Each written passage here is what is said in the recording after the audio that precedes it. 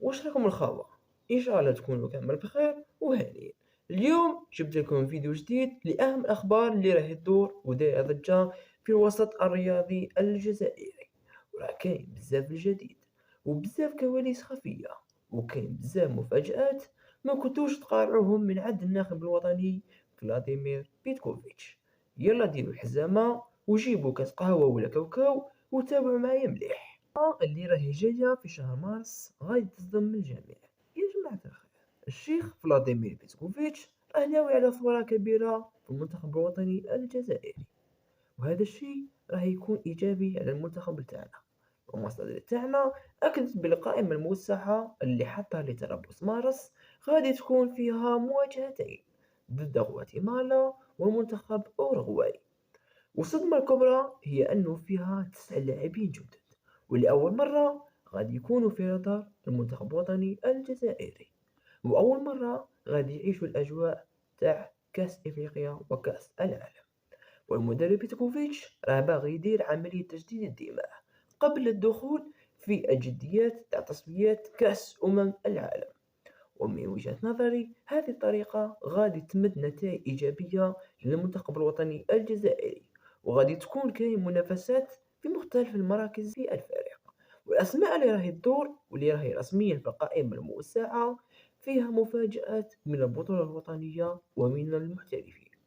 أولهم فارس، وهو جناح طائر في ناديه الإيطالي، والحاجة اللي تميز هذا اللاعب هي السرعة الجنونية والمراوغات في المساحات الضيقة، وكاين بزاف ناس يشبهوه في الطريقة تاع اللعب تاعو للدولي رياض محرز، بصح بنسخة أقوى منه. والثاني عادل العشيش، واللي هو خريج مدرسة باريس سان جيرمان، ويلعب حاليا في نادي ساندرال الإنجليزي، وهو صانع ألعاب كلاسيكي وعنده رؤية كبيرة للملعب وتمريرات حاسمة، وهو اللي يقدر يعوض اللاعب سفيان فيغولي في المستقبل. وثالثا أشرف عبادة، واللي هو ظهير أيسر عصري ونجم اتحاد العاصمة في الوقت الحالي، ويتميز بالعرضيات الدقيقة والاندفاع البدني. ورابعا ميلفين ماستين، واللي هو حارس مرمى شاب في الدوري السويسري، ويعتبر استثمارا للمستقبل باش ينافس لوكا زيدان في منصب حراسة المرمى.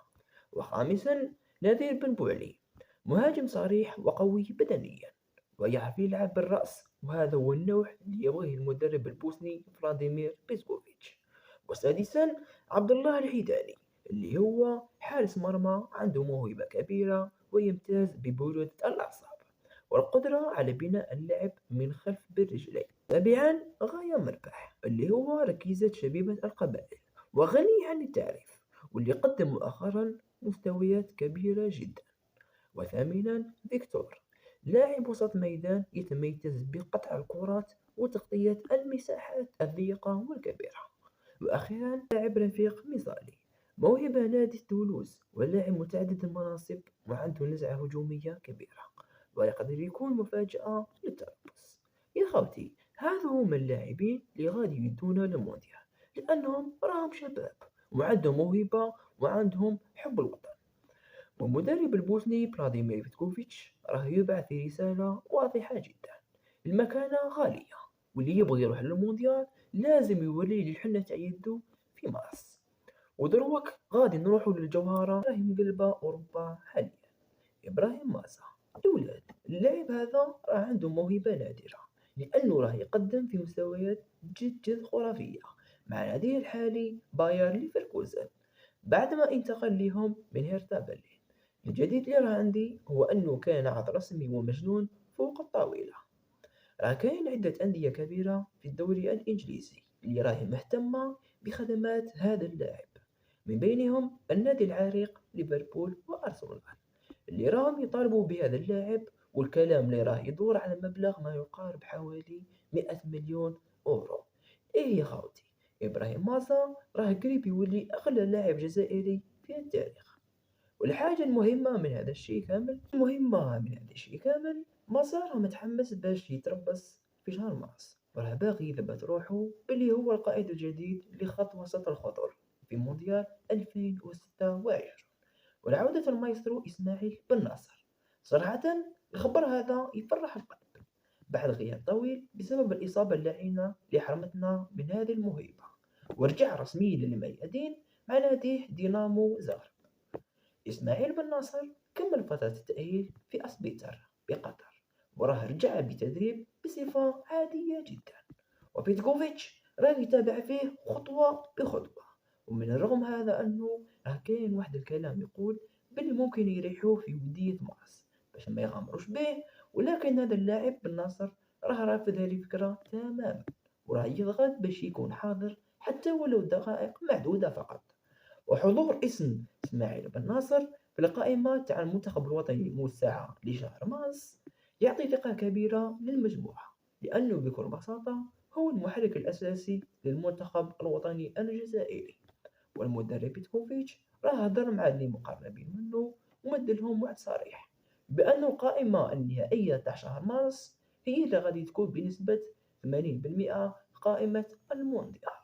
ومعناها خاوتي التربص الجاي في إيطاليا غادي يكون غربال حقيقي للاعبين الجدد، واللي غادي يضيع بلاصتو دروك صعيب عليه بالبزاف باش يلحق بالقطار تاع كأس العالم.